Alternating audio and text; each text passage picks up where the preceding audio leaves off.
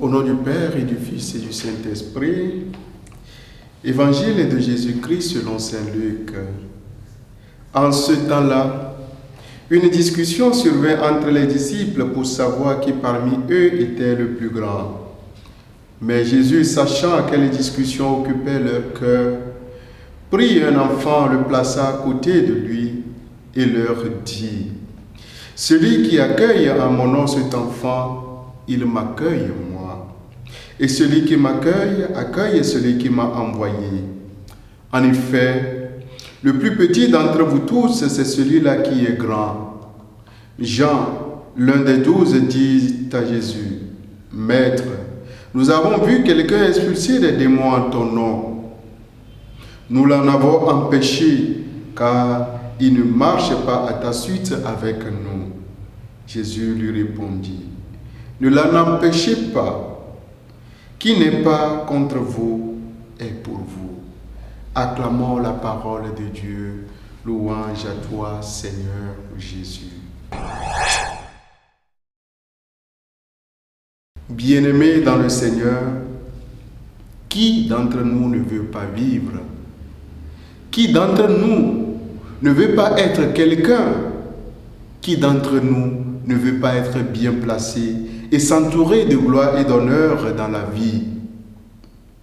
Tous nous voulons vivre. Tous nous voulons être quelqu'un. Tous nous cherchons à devenir grands. Quand je vois les guerres, les querelles, les luttes et les discussions inutiles qui nous enrôlent souvent dans ce monde, dans nos maisons, dans nos communautés et dans nos églises, la question que je me pose souvent est celle de savoir qui sommes-nous en réalité, frères et sœurs. La réponse m'est donnée ce matin pour Jésus. Nous ne sommes que des serviteurs, c'est-à-dire des disciples. Voilà sans doute le plus grand et le plus précieux de notre titre à la suite du Christ. Si nous sommes vraiment conscients de cette noblesse, de quel ardent amour ne devons-nous pas être plus humbles, plus serviables et être pénétrés pour celui de qui nous tenons ce titre auguste de serviteur? Si nous sommes conscients de cela, quel profond respect ne devons-nous pas avoir pour les paroles d'humilité de notre Maître, pour les ordres de notre Roi?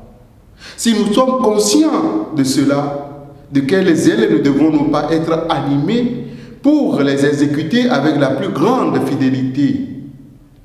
Malheureusement, frères et sœurs, nous n'avons pas encore compris cet enseignement du Seigneur qui nous invite à être des serviteurs.